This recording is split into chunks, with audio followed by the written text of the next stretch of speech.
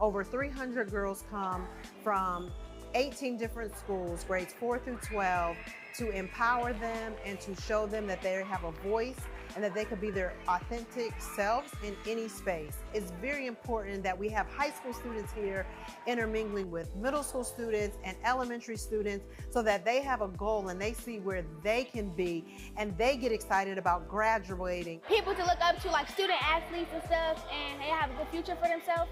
And that's something I want to have, a good future. To me, this event is a good way for young girls and older girls like me to come together and see what we all can do as a whole group and team. What we want to do is break stereotypes for young girls and make sure that, being loud and being joyful isn't seen as a negative, but a positive of expression through art, through painting, through dance, through song, through hair care classes, so that they have great self-confidence, great self-esteem, and they have a great self-direction in life. It is an opportunity for us to celebrate our young girls, to acknowledge them, to amplify their voices, to hear them. We want them to know that we appreciate them, we love them, we see them, and we are here to support them. And once we all come together at this event, it's all of the girls in Region 2 to see each other, to have common conversation, to understand, you know what, I do have a voice.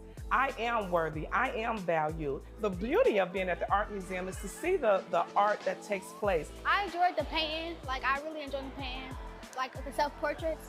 I enjoyed that they gave us free stuff, lip gloss and gifts and stuff when we came, that the energy was good and that they welcomed us. It's good because you get to talk to new people and share what you have in common. It was pretty fun outside. We learned karate and it was a pretty awesome day. What an awesome opportunity for our elementary girls to see that middle school and high school girls are able to share and have conversations with them. I like that I could be an example towards them because, they're still growing up. Well, I'm still growing up too, but, they look up to us and, we're role models for them. I think it's good to know, for some young ladies, to know that you're not alone and that it's not always about, the bad things, and that we can all come together and make something positive all together. We can help each other and not make it envious or a competition, and that we're all here and we're on the same boat. I think today, with battling so many negative connotations on social media and how people use social media,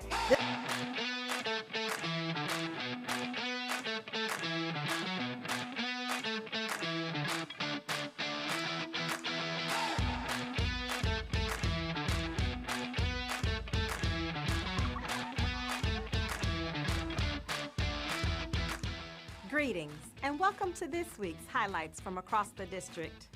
There's nothing like the first day of school in Columbus City Schools. On Monday, August 25th, we proudly welcome back more than 46,000 students for the start of the 25-26 traditional school year. From the bus stop to the classroom door, the excitement was felt across the district. Our schools rolled out the red carpet with the help of special guests, state officials, and community partners who joined us in celebrating this important day. With new opportunities ahead, beautifully renovated spaces, and the support of our dedicated teachers and staff, this school year is already off to an inspiring start. Thank you to our entire CCS community for surrounding our students with encouragement and support. On Wednesday, August 27th, Columbus City Preparatory School for Boys held its annual tie-tying ceremony, a cherished tradition that marks the beginning of the school year. During this special event, students received their ties, which symbolize a community of brotherhood and unity. With guidance from teachers, staff, community partners, and mentors, our young scholars proudly tied their ties, embracing the CCPSB Scholars Creed core values of accountability, respect, integrity, service-mindedness, and excellence. We are excited to see these young leaders grow and achieve great things in the year ahead. Thank you to our community partners, mentors, and volunteers who joined us. Your presence made this event even more meaningful, and together in partnership, we are demonstrating what it means when we say, leaders are grown here in Columbus City Schools. The wait is over, And kindergarten is officially underway for our youngest scholars. On Thursday, August 28th, students entered their classrooms for the very first time, marking an unforgettable milestone in their educational journey. From finding their cubbies to meeting new teachers and making new friends, our kindergartners embraced the day with curiosity and courage. Thanks to the guidance of CCS staff, our kindergartners are already exploring, growing, and creating their very first school memories. Welcome to the CCS family, class of 2038. I am proud to announce that Columbus City Schools has been awarded nearly $900,000 through the Comprehensive Literacy State Development Grant to create 2 model literacy sites at Old Orchard Elementary and Cedarwood Elementary School. The 4-year grant will provide teachers with high-quality training, coaching, and resources aligned with the science of reading, while offering students early reading assessments, targeted interventions, and expanded opportunities, such as after-school tutoring. At Old Orchard, where 61% of students have already met early literacy benchmarks, the grant builds on recent letters training for staff. While at Cedarwood, the funding will support new strategies to help students reach grade-level literacy goals.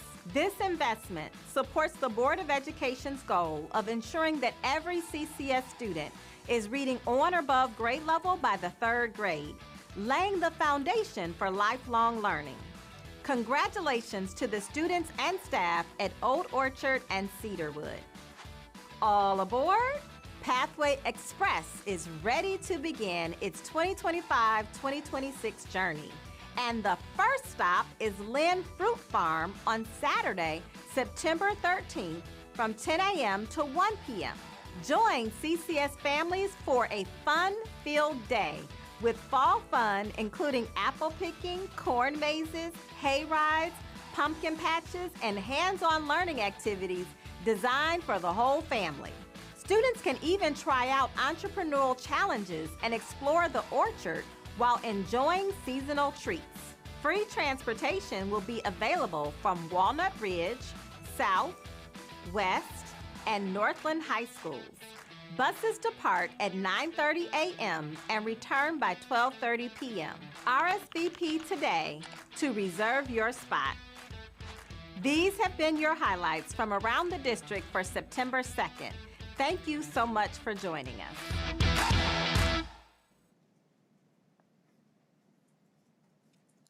Good evening, everyone, and welcome to today's Tuesday, September 2nd, regular board business meeting. Can we call roll, Mr. Treasurer? Yes, sir. Vice President Adair. Present. President Cole. Here. Ms. Ingalls. Here. Dr. Pierce. Present. Ms. Reyes. Here. Mr. Simmons. Present. Ms. Vera. Here. You have a quorum. All right. Thank you. I'm so glad for you all to be here, and I'm really excited about our new reopening of school and everybody back in the classroom. What I'm troubled by, though, Madam Superintendent, is 2038. Tell me about it. 2038? Yeah. I will be 65% of the way to the Century Club. Wow, that is crazy. Anyway, as we're reviewing the agenda, before we do that, I'd love the opportunity, colleagues, if we can amend the agenda for an addition in board matters for section 4.1 and a section 4.2 that will firstly include the acknowledgement of our OSBA awardees. I'd love the opportunity to do that, and then also a realignment Q&A. So the second 4.1 will be the acknowledgement of our OSBA awardees. The second will be a open opportunity to discuss Q&A around a realignment. If there's no objection, I love the opportunity. I object to the 4.2 as this is the first time that we're hearing of this, and I have no idea what this even means. President Cole, before Yeah. we begin discussing an amendment, there actually needs to be a main motion made. So a motion to adopt the agenda needs to be made, and then amendments can be offered, and then we are able to discuss the amendments. But we're kind of getting a step ahead of ourselves. My new parliamentarian. Thank you. All right. So with that, the first is the opportunity again to adopt the agenda. Is there a motion to, Motion to adopt the agenda. Can we do the Pledge of Allegiance first? Is it just me, or? I know it I is just haven't- you, but we'll Okay. we'll do the Pledge of Allegiance first. Thank you. I pledge allegiance to the flag of the United States of America and to the republic for which it stands, one nation, under God, indivisible, with liberty and justice for all. All right. We did that. Okay. So did we have a motion to adopt the agenda? I'm sorry. So, As written on board docs, I think, yes. motion to adopt the agenda as written on board docs. Second. There's a motion and a second. Call the roll. No, Hold on. Nicole, We'll, discussion, and that way we can make an amendment if someone would like to offer an amendment. But if you call the roll now, which you can't because I would like to discuss it anyways, so you can't call the roll now. But if you did, then that would prohibit anyone from making an amendment. I thought we had the opportunity to make the amendment. This would be the time to make your amendment. Yes. Okay, so, Mr. Treasurer, Yes. motion to call, let's go back, because that's been motioned and seconded. So how do I take this off the table? So now would be the time to make. So now motion for an amendment. you've offered an amendment, 4.1, 4.2. Got you. You need a second to your amendment. Correct. Thank you. Okay, so what I would like the opportunity to do is add to board matters a 4.1 section that acknowledges our awardees. Got it. And a 4.2 section that allows for a realignment question and answers. Got it. Mike, you want to take them individually? Like do 4.1 and then do 4.2? Yes, I want to take them. Is that what you would like to do? I think it would be advisable to take A motion Yes. a for motion for 4.1. 4.1 and then one for take one for 4.2. 4.2, since All 4.2 right. is being So, in question.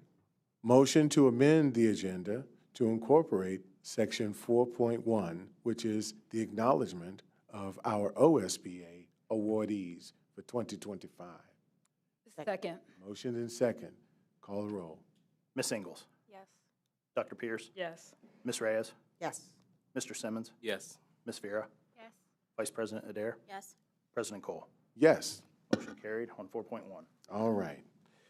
Now, motion to amend the agenda to incorporate a section 4.2 that opens the floor for realignment, question, and answers on behalf of the board. I object to that. Second. It's motion and seconded. Now, we can call the roll. Discussion? Well, go right ahead. I would like to respectfully ask my colleagues for the opportunity to do the realignment discussion.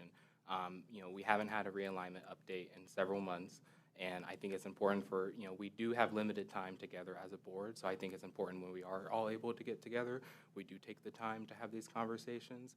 And so I think it would be worthwhile. And I hear Board Member Ingles, I hear your concern about, this isn't something we talked about in advance before, but there have also been times where contracts get added to the agenda very short notice, or language is changed in legislation just before the meeting starts. And Let's keep we it to approve- what you wanted hang on. to have the We discussion. approve that also, and so I think it's okay for us to extend the same similar latitude to this motion.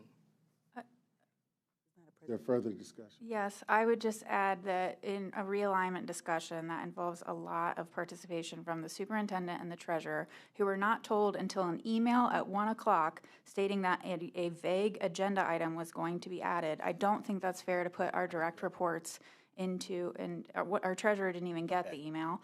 I don't think it's fair to put them on the spot in a public forum and try to drill them on where we're going with realignment. I think if we want to have this discussion, and we should, absolutely, we should at least give our direct reports the opportunity to come prepared so that they can engage in the discussion. They shouldn't find out 20 minutes before a board meeting what the board wants to discuss with them. I think that's ridiculous. President Cole. Could I just add? I think with the feedback that we're giving, let's first assume positive intent. Thank you. I don't think this would be an opportunity for an I got you moment Thank you. but acknowledging that it is best for all parties to be prepared, the question is, are all parties thoroughly prepared? And I think the response would be, no, we're not. So is there a way that we can postpone this discussion to a later date at which not only will we as a board, our direct reports, but also our community will be able to engage with the conversation? So what I like to do before we call the roll is establish what this Q&A is designed to actually do. The Q&A is first and foremost focused on the work that we've already established moving forward. Work to close buildings, work to demolish buildings, planning in terms of what schools that we're looking to do growth and work in, ideally the career academies. If there's any questions that board members had that they wanted to ask from the floor, or even ask to be prepared for further committee work, this was the opportunity to be able to do that. Now, if our two direct reports specifically feel like you're not equipped at this point in time to have that discussion, please feel free, and I will make sure that moving forward, we'll be good, and we'll be prepared to discuss this moving forward in the future. Dr. Chapman, how are you with that? That's not. Can I just Hold say, on. point of order, we have 3 direct reports. You're only allowing 2 of them to speak to it. So can we please be inclusive and include them all? I'd like to call the question. Call the question. Dr. Pierce, No. Ms. Reyes, No. Mr. Simmons. I'm sorry, I have a point of order. If we consult Robert's Rules of Order as well as the OSBA fact sheet, one moment, please. It actually specifically says that the question cannot be called on the demand of a single member. Debate can only be ended with a motion, either once all members have exhausted their speaking rights or when a motion has been made to end debate. Yeah, I recommend we consult with our parliamentarian. He might be a bit more articulate than I am. Point taken, correct. I call the question as well. You have 2 call the questions. It needs a supermajority vote. We're getting there. Call the question. I support calling the question. Yeah, I call the question. Call- I called it. This would be where you do a roll call for moving, call the question is colloquial for Exactly. move the previous question, so. Correct. If you, So it's been motioned and seconded. The question's Been been motioned and called seconded. Let's by take the vote to majority. call the question, please. I have Dr. Pierce, Yes, to end discussion.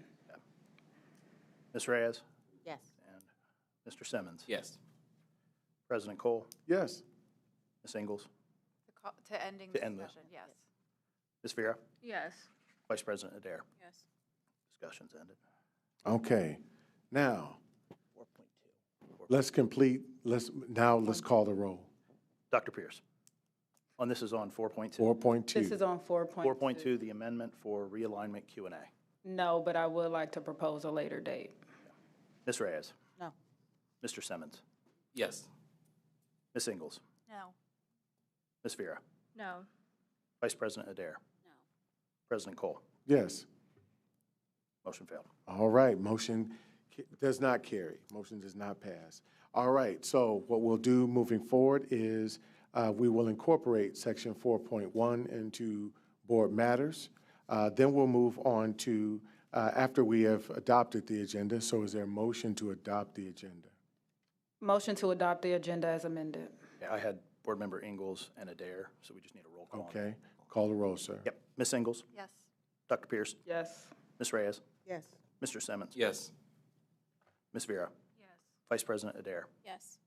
President Cole, Yes. motion carried. All right. Now we'll go into, following this, we'll have public comment. We have 3 speakers. We'll go into board matters where we'll acknowledge our OSB awardees.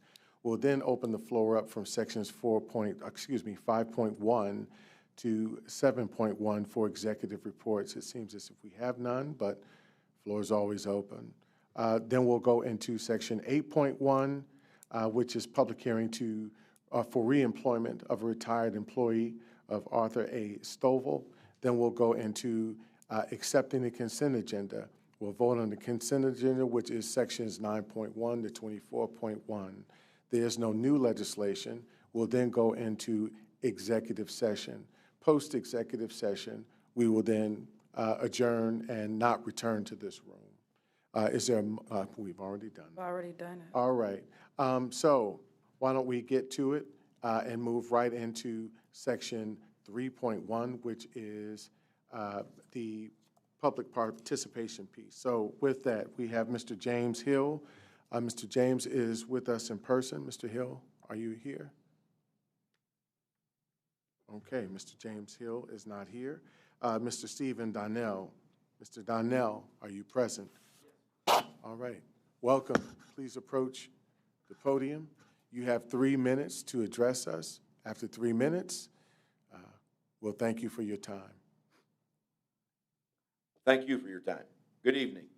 President Cole, Vice President Adair, Treasurer Cook, Superintendent Dr. Chapman, and members of the board. My name is Stephen Donnell. I'm an assistant football coach at East High School, better known as Coach D to our football team. I sometimes also go as Harry. The safety, health, and well-being of our student athletes is just as paramount to our coaches and parents on the practice field and the game field as it is in the classroom. This is why I'm here to ask why some of our schools are required to share an athletic trainer with another school. Some schools have a dedicated trainer, but we at East share our trainer with Lyndon McKinley.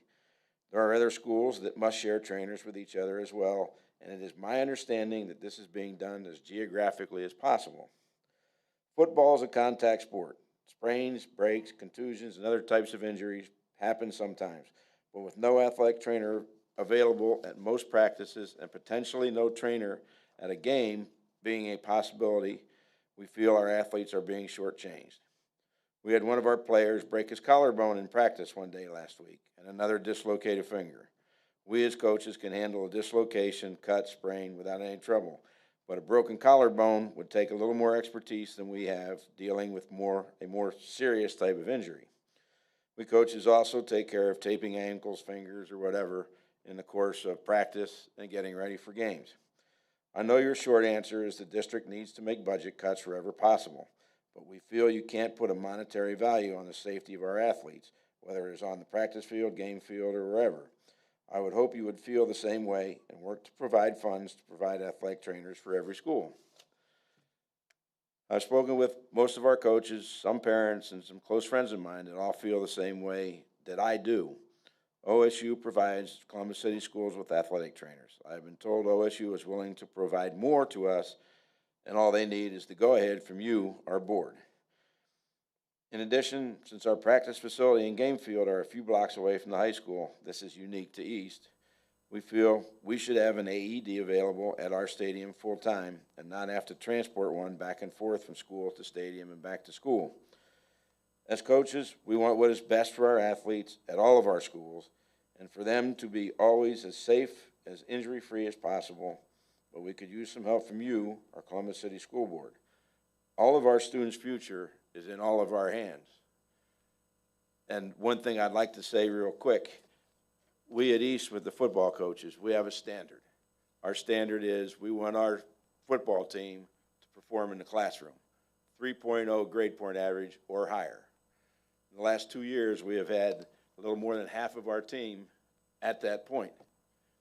6 or 7 between 2.5 and 3.0. So what we're trying to do also, and more importantly, is make these young men better people and prepare them for life going forward. I thank you, Coach Donnell. Thank you for your time. Thank you. Board President, quick question. Is it possible that the speaker could clarify what he meant by the acronym AED? Mr. Coach Donnell? Can you come up to the stage and say that? Yes, please.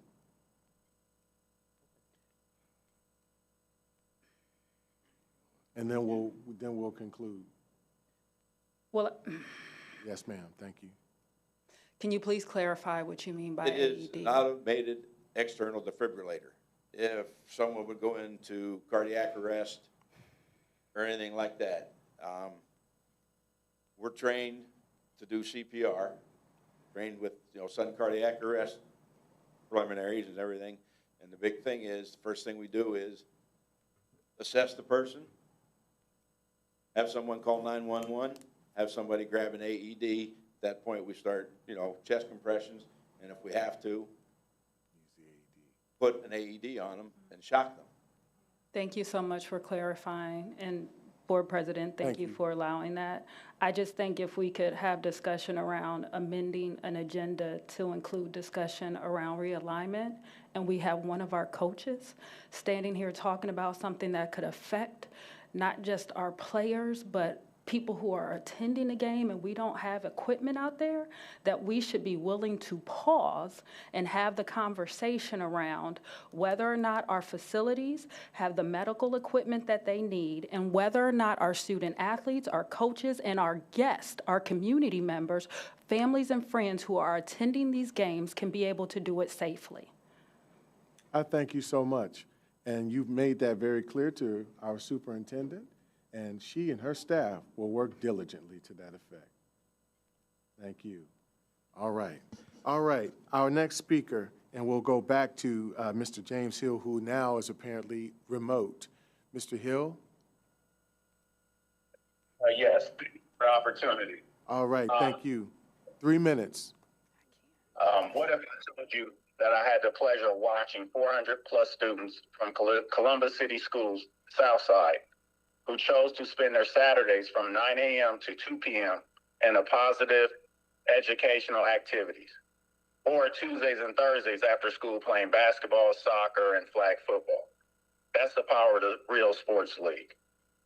CCS Region 3 schools feeding into Marion Franklin, East High School, South High School face significant challenges.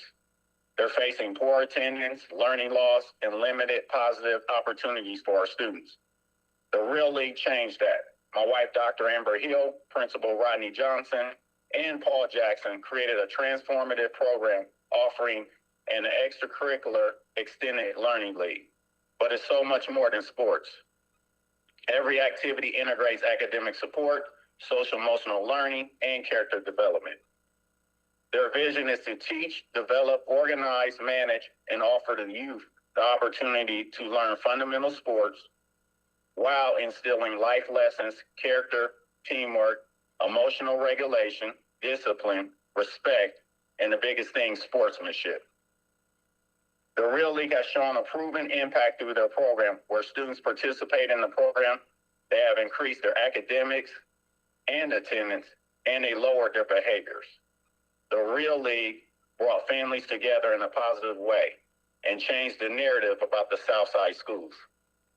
They have an impact report, YouTube video, which I'll be sharing it with y'all guys later on. They're just not running a sports league. They're transforming lives and communities. Your investment in the Real directly funds coaches, uniforms, equipment, and educational materials that make this a successful program. This year, the Real League will be extended to all CCS schools. 4 years ago, this was just a vision for the Real League founders. Today, it's a thriving program with proven results. Tomorrow, with your partnership and support, we can expand this success to even more students who deserve every opportunity to succeed. CCS students, families, and schools just don't deserve this opportunity.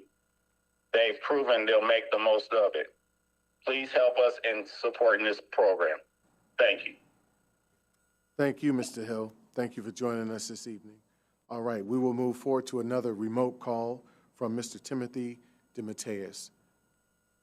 Yes. Welcome. You have Hello? 3 minutes. Can you hear us? Yeah. All right, Hello? we can hear you. Are you ready? Yes, sir. Yeah. Okay. Prayers and greetings for the President, Vice President, Secretary, Board members, and Superintendent Dr. Chapman. Today is September 2nd, and I still haven't received a written determination yet on my daughter's eligibility for transportation. She started Trio Life Middle School on the August 13th, and I've been told that per statute, she was supposed to be evaluated, not supposed to get the written notice 30 days prior to school starting, so it's nearly 50 days overdue. I have a question that y'all can answer now, or please get somebody to get back with me before I start mediation.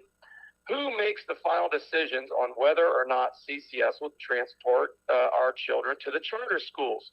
My encouragement to whoever that is would be to please toe the line and do the right thing by following the law to transport our children to and from school. It's common sense to cooperate with the state and stop fighting this thing. It makes sense from a financial aspect because I can only imagine the cost of late fees, penalties for not complying with the rules, reimbursements to parents, court costs, time spent in mediation, lawyers' fees, and everything else. It would have been far less time consuming and far more productive to just transport our children to school. The hardships y'all are not only causing yourselves, but also parents, teachers, school leaders, and our children is not acceptable and downright cruel. When parents are stressed out, children are stressed out. I mean, just driving the 11 or 12 miles to get there during rush hour traffic in Columbus is enough to cause most people anxiety, increased heart rate, and emotional distress. Then there's the time factor, missing work. I'm a single dad who is now semi-retired, but the past 6 years have been tough. Only 1 year have I remembered that I got transportation that was somewhat on time and 80% reliable. All the other years, not so much. Let's do the right thing and fix this thing. I saw a CCS van last week, but it only had one child in it. Also, think of the message it is sending to our children, that it's okay to break the rules and they are not the top priority. Let's try new things, like getting more vans and like making the state pay for them or something, and get her done for our children's sake. Please, let's just stop fighting over this thing, and you guys go ahead and do the right thing, please. I'm begging you. Does that conclude your statement? Yes, we did. I thank you so very much for your time.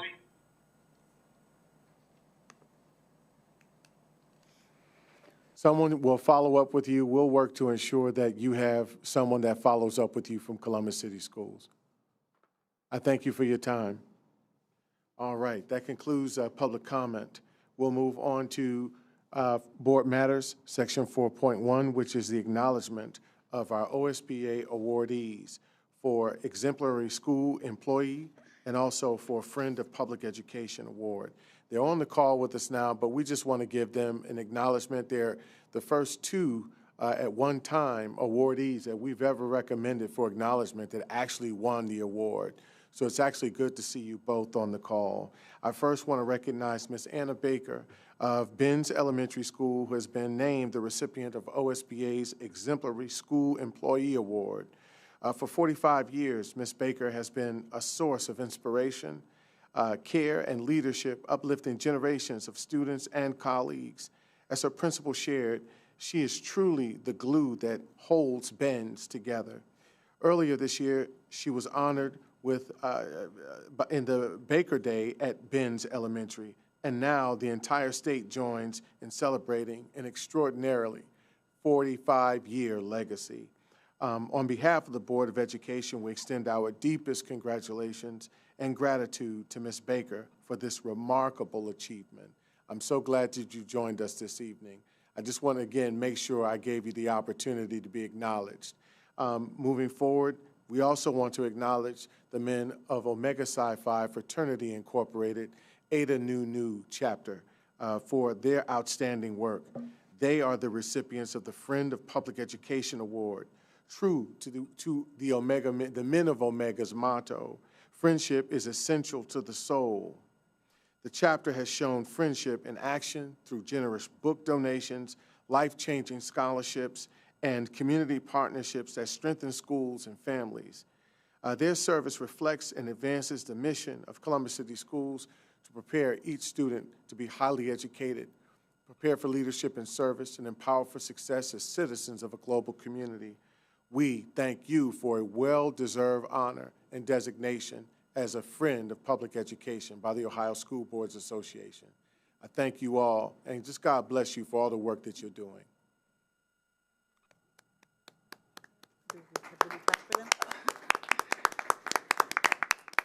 So I'm going to make a quick adjustment, and starting with Ms. Baker. If you just had a few words that you wanted to share, we're more than happy to hear from you. I think we need to. Are you unmuted? mute. Are you unmuted? Our team might have to unmute her. Yep.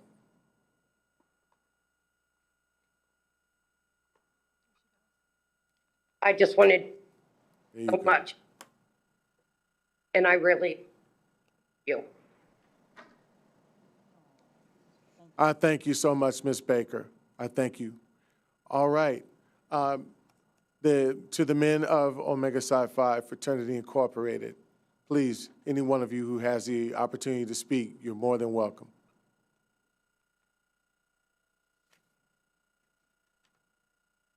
President Gould, to the esteemed members of the Columbus City School Board, on behalf of the Brothers of the New Chapter, thank you for this recognition. We have labored hard in the years that we call home, and that's where your schools are. And we will continue to do so with the resiliency, with the dedication and commitment to continue these programs to be able to shape the lives of those kids in those communities, and particularly those kids in the Linden community.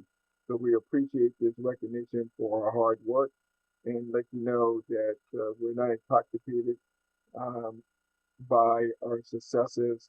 You know, we're as good as our last, good as the last works that we actually do. So we're looking forward to hitting this school year to provide even more support than we did in the previous school year. So thank you. Thank you all. We look forward to more work and collaboration to come. And again, thank you all for your service. Have a good evening.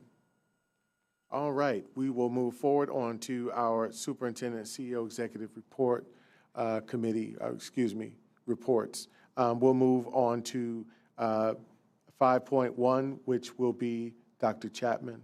Thank you, Dr. Chapman. Good evening, President Cole, Vice President Adair, board members, staff members, and community members. Tonight, I'm excited to share just a few updates with you. First, I'd like to start by extending tremendous amount of gratitude to our entire Columbus City Schools community for a successful first week of school. To all of our teachers, our principals, our staff members, our families, our community partners who helped ensure a smooth start to the new school year. We certainly were supported by community partners who came out to participate in our clap-ins to welcome back our students on the first day of school for our students in grades 1 through 12. And then we had the first day of school a few days later for our kindergarten students. As you saw, we welcomed back the class of 2038.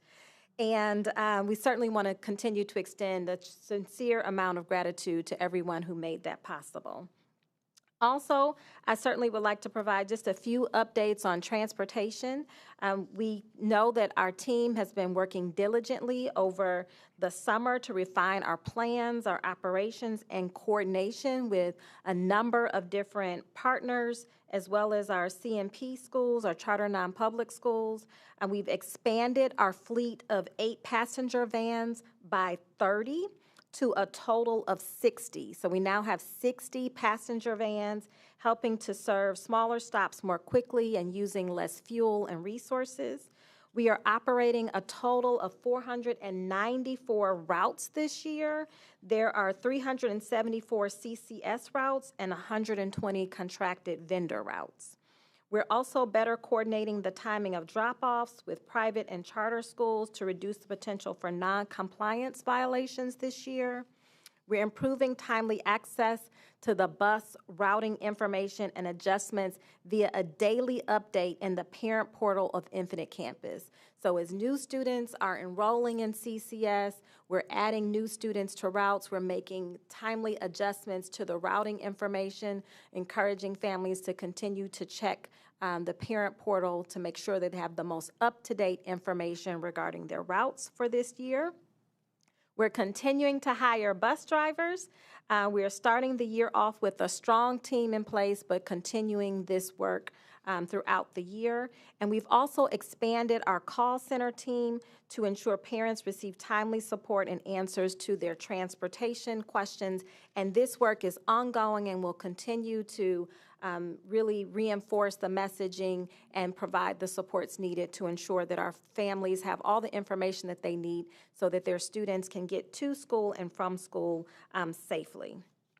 Also, last week was not only the first week back to school, but it also marked the launch of the academies in Columbus City Schools and our effort to redesign the high school experience. At 4 of our high schools, Beechcroft, East, Walnut Ridge, and West, the class of 2029, our freshmen, began their journey as the inaugural cohort to participate in freshman academies. So that means our 9th graders at 4 of our high schools are participating in freshman academies designed to provide a transformative approach to teaching and learning.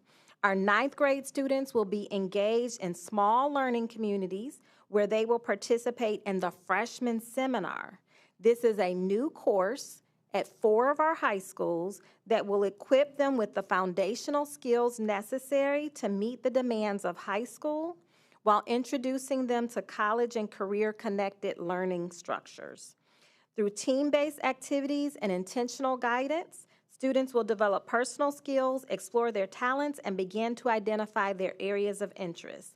The goal is to help each student develop a stronger sense of self and direction, ensuring they leave their freshman year with a clear picture of who they are and what a successful future can look like for them.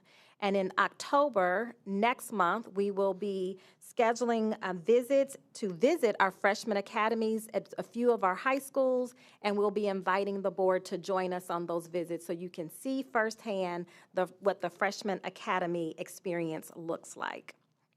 And later this week, on Thursday, September 4th, I will join over 100 students at Fort Hays Career Center to explore career pathways in media production, music production, radio and television, and photography. And as a part of the visit, students will also tour the WCBE radio station and production facility, giving them a firsthand look at how classroom learning connects directly to real-world careers. At Fort Hays, our CTE programs are helping students grow their skills and prepare for college and career pathways. The current event participation includes video production with 17 students, art portfolio with 20 students, graphic design with 22 students, photography with 22 students, and audio production with another 16 students. And across the district, participation in CTE has grown significantly from about 5,000 students in 2023 to over 11,500 students in the 2024-2025 school year. So we're continuing to build on this interest and the engagement in our CTE programming. Our families and our students have been responding to programs that provide those hands-on learning experiences and real-world applications, leading to both college opportunities and direct employment after graduation. And in 2024-2025, last school year, CCS students earned more than 15,000 industry-recognized credentials from respected sources such as Adobe, OSHA, Certified Nursing Assistant, Phlebotomy, Lean Six Sigma, and Red Cross's CPR First Aid. So we look forward to, again, visiting with our students, learning more from them about how these programming and these experiences are really connecting and resonating with them in ways that excite them and engage them in meaningful opportunities. And later this month, starting next week, we want to invite our families from the Broadley and Moeller community to join us at community meetings to ask questions, share their thoughts, and get all of the information that they need about the realignment process for Broadley and Moeller. So beginning on Wednesday, September 10th, at 6 p.m., we'll have the first community meeting for Broadley and the first community meeting for the Moeller families and the respective communities will be on Wednesday, September 17th. Families will receive flyers translated in our top 5 languages that will outline that entire information, additional information, but we certainly want to just make sure that everyone is aware of these meetings, and we'll be sharing more information about that. Again, we want to thank all of our families and welcome our incoming pre-K students that will be starting this Thursday, September 4th. And President Cole, this will be the class of 2039 and beyond. So we want to welcome our youngest learners that will be starting school for the first day this Thursday, our pre-K students, class of 2039. Welcome, and we look forward to seeing you on Thursday of this week. Thank you. Likewise. Thank you, Dr. Chapman. Are there any questions for Dr. Chapman at this point? Awesome. All right, so we'll move on to the internal auditor. Mr. Auditor, do you have anything for us this evening? Welcome. Nothing this evening. Good evening. Okay, thank you so much. We'll move on to Treasurer Cook. Good evening. No formal report, just a reminder at our next meeting, I'll have an in-depth look at our finances and our updated 5-year forecast. So I look forward to the opportunity to present. All right. Thank you all three for all your great work. Okay, so we'll move into Section 8, which is 8.1, public hearing for reemployment of a retired employee, Arthur A. Stovall. Madam Vice President. Pursuant to Ohio Revised Code Section 3309.345, the Board of Education gives notice that Arthur A. Stovall, who retired from Columbus City Schools effective May 30th, 2025, is seeking employment with the Columbus City Schools as a PE teacher effective September 17th, 2025. All right. Thank you for that. We'll move on to the approval of the consent agenda. Is there a motion to approve the consent agenda? So moved. It's moved and seconded. Can we call the roll, Mr. Treasurer? Dr. Pierce? Discussion. Can we have discussion for a second? Floor is open for discussion. It's been motioned and seconded. So I just wanted to bring up a couple of points about this evening's agenda as it relates to items being added last minute. Can we please make sure that we are adding items in a very timely manner, that everyone is able to review them and thoroughly be prepared? Secondly, I would like to give a huge kudos to I Know I Can and Dr. Chapman and all of our students that are attending Columbus State through the Columbus Promise. It's also my understanding that today marked the first day of school for our Columbus State students. We are hopefully at this meeting going to renew our contract with them. They do absolutely great, phenomenal work with our students and preparing them for Columbus State universities, colleges across the world, and you know, for after high school and beyond. So definitely want to acknowledge and thank I Know I Can, thank our team for their due diligence on that work with them. And then the last thing I'll add probably, and this is not on the actual agenda, but you said it earlier with the awards, we actually did have an exemplary employee and Friends of Public Education win in 2020. That was Dr. Alicia Gillison and ETSS. So thank you. Thank you. Thank you. You feel good? All right. Okay, so we'll move on to completing the vote. Oh, yes. Thank you. Dr. Pierce? Yes. Ms. Reyes? Yes. Mr. Simmons? Yes, with the exception of 17.3, which I just would have liked, which I abstain on. I would have liked to have more time to review the legislation. Thank you. Ms. Ingalls? Yes. Ms. Vera? Yes. Vice President Adair? Yes. President Cole? Yes. Excuse me. Motion carried. Motion carries. All right. We will now move into executive session. It is recommended that the Board of Education move immediately into executive session pursuant to Ohio Revised Code Section 121.22 G1 to consider the appointment, employment, dismissal, discipline, promotion, demotion, or compensation of a public employee or official, or the investigation of charges or complaints against a public employee, official, licenses, or regulated individual unless the public employee, official, licensee, or regulated individual requests a public hearing, and G4, preparing for conducting or reviewing negotiations or bargaining sessions with public employees concerning their compensation or other terms and conditions of their employment. Is there a motion? Second. Or second a motion. All right. Is motion and second? Can we call the roll? Ms. Vera? Yes. Ms. Ingalls? Yes. Dr. Pierce? Yes. Ms. Reyes? Yes. Mr. Simmons? Yes. Vice President Adair? Yes. President Cole?